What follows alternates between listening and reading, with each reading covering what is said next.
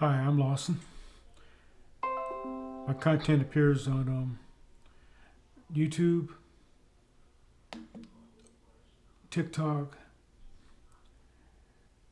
I have stories on Medium.com, and I have a Substack newsletter. Um, just put my name, Lawson Wallace, in the Google search, and just look for my picture, and it will take you to all my content that's online. I was asked in the comments about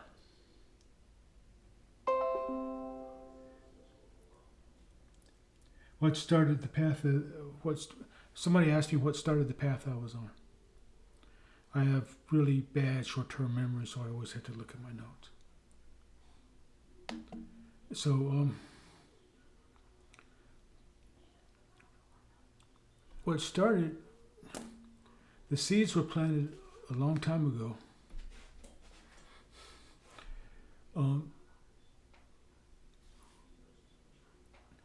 I'd always been fascinated by I always enjoyed music, you know, rock music at first. Now I listen to everything. But I kind of wanted to be a disc jockey. And I dreamed about doing that. I even went so far as to there's a broadcasting school in Dallas. I even went so far as to call them and get a brochure. And I never fell through. I never followed through with any of this for lack of self-confidence.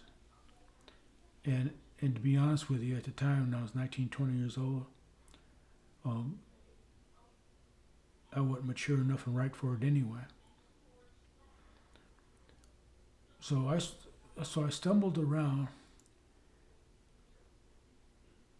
never could keep a job, never could find anything I enjoyed or wanted to do. And the things I did find that I liked, I couldn't do it and ended up getting fired most of the time. I've talked about my issues before. I just, so nothing worked until my parents insisted that I become a security guard. And I was trapped in that for almost 20 years. Well, before I started doing security, I was about to lose a job. And for some reason, I decided I was going to take a Dale Carnegie class because there was a Dale Carnegie office school that I drove by all the time in a big sign. And I looked up and read a little bit about Dale Carnegie and what they did. And I thought, because I was fixing to lose a job, that I would meet some business people there and maybe form some contacts and find a job. And that didn't happen, but what happened was I found out, now if you've never taken a Dale Carnegie class, it's unbelievably challenging, especially when you're an introverted person with no self-confidence at all. I mean, the last thing in the world anybody would expect me to do is do a Dale Carnegie course. And the last thing I expected was to do a Dale Carnegie course. I didn't know what all it entailed, and I did not know how terrifying it'd be. And it's terrifying. But I learned I became a pretty, an okay public speaker. And I actually, once I got used, and I actually enjoyed it. So I went from Dale Carnegie, and years later, after going through homelessness and meeting my wife on Facebook, and come when I was in Minneapolis and she was in South Carolina, we met, and after 3 years of online, and I came down here and married her. And then she knew and while I was homeless, and before I was homeless, I decided I wanted to be a writer. I always wanted to be a creative person, but I don't have any skill for art. I took a drama class in high school one semester. I'm not an actor, but I always wanted to be a creative person, and I always kind of wanted to write. So she knew about this, so she paid for me to. She was working at the time, so she paid for me to take an online writing course. Then I found out I have a talent for writing. So I took the course and got a certificate. And then she found out about, in the meantime, I had applied for disability, which I eventually got, because I really am not able to work. I wish I was, but I'm not. So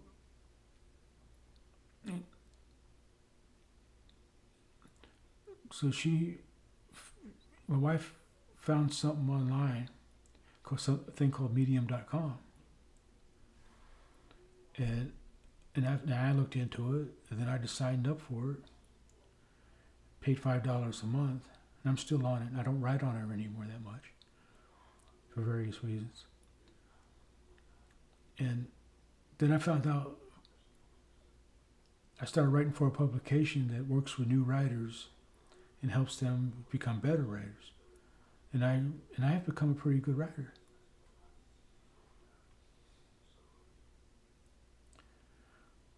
So I don't have a whole lot of time with these videos. So that's part one of what set me on the path that I'm on now.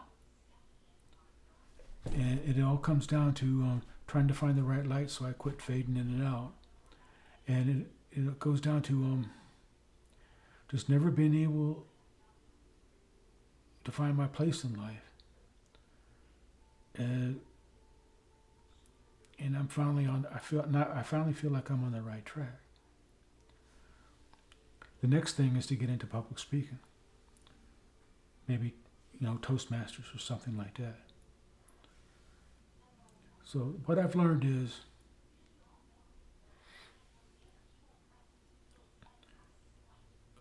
resistance,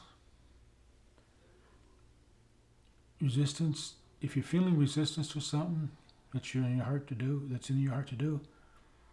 the stronger the resistance, the more important that thing is you have to do. And because I've been getting a lot of resistance.